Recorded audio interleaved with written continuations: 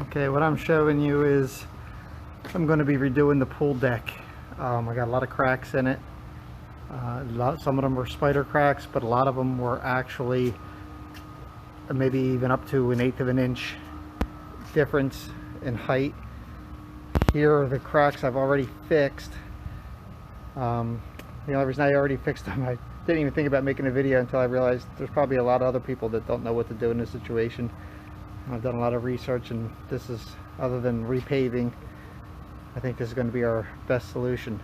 So basically what I did was I took the grinder and I ground down the edges of all these cracks, and once they were nice and even on both sides, then I took the crack repair stuff and filled in all the cracks. You can see so far I've only done one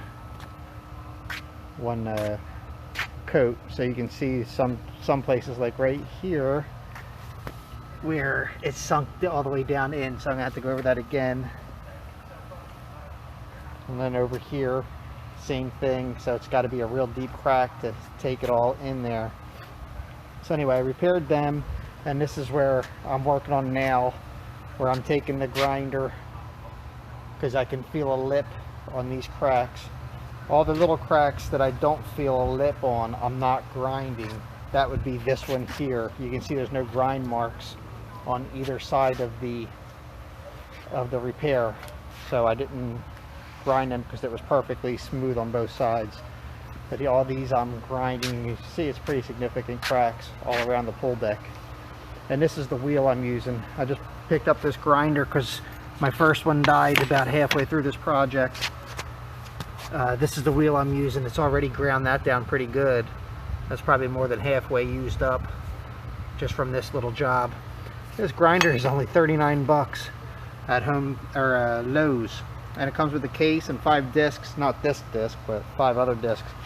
So for 39 bucks, it's not a bad little grinder. It's doing a good job, but I still got a little bit ways to go, so I'll keep coming back and showing you my progress. But my plans are fixing these holes, and then I'm going to put the top coat over it and shoot it with a hopper gun to match the texture. And then once that's done, I'm just going to repaint the whole deck. So you can see how rough it looks now. So I'm guessing by the time I'm done, there should be a real big difference in how it looks. I just took out the railing, so I'm hoping that this deck looks a lot different when I'm finally done. This is the concrete patch crack filler I'm using. It's the Saycrete stuff. I've tried 2 different brands. This is the second one. The first one, probably just 2 different stores. This one's Lowe's. The first one I got was Home Depot, and that was the dry lock from UGL. I don't have a preference. It seems to me the dry lock was thicker, so it probably would fill up cracks a little easier, but the thinner stuff from the second place is it's actually easier to go into to spread it around. So they both have their advantages, but I don't think there's one that's any better than the other. But I'll be back to show you an update soon. Just a quick update. I just finished putting down all the crack filler. And I ended up using 3 bottles of this stuff.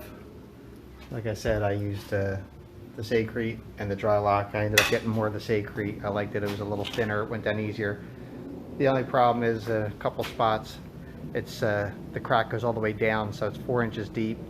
So I'm gonna have to fill that in with something else and then go on top of that with the Saycrete. But my next step is I'm going to get the circular sander, or the random sander, and go over all these lines and make sure they're nice and smooth before I texture them. I got the pull ladder out. I had to do a little repair on the concrete there, but it's nice and smooth and flat, so that's not going to be an issue. So that's where I stand with that. After I sand it down, I'll come back and give you an update. I'm also going to be draining the pool today, because I'm also refinishing the pool. I'm going to order from Slidercrete, and I got to replace these tiles too. So it's going to be a big renovation project. Okay, I'm back trying to sand down the lines now, and what I'm using is the orbital sander. That also, I'm using the 80 grit sticky, or not sticky back, hook and loop type sanding discs. But this is where I'm at for today so far.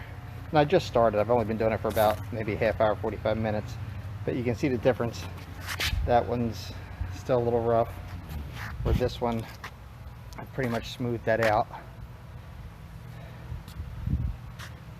And they came out really nice over on this side with the smaller cracks. The bigger the crack, obviously, the harder it is to get it perfectly smooth. Can't even see this one almost. And then I'm still going to, there's one there, I'm still going to texture it too afterwards. That'll really hide anything that I'm not sanding down to a super fine edge. So I think by the time I'm done, you won't be able to see any of this. So, and right now I am draining the pool.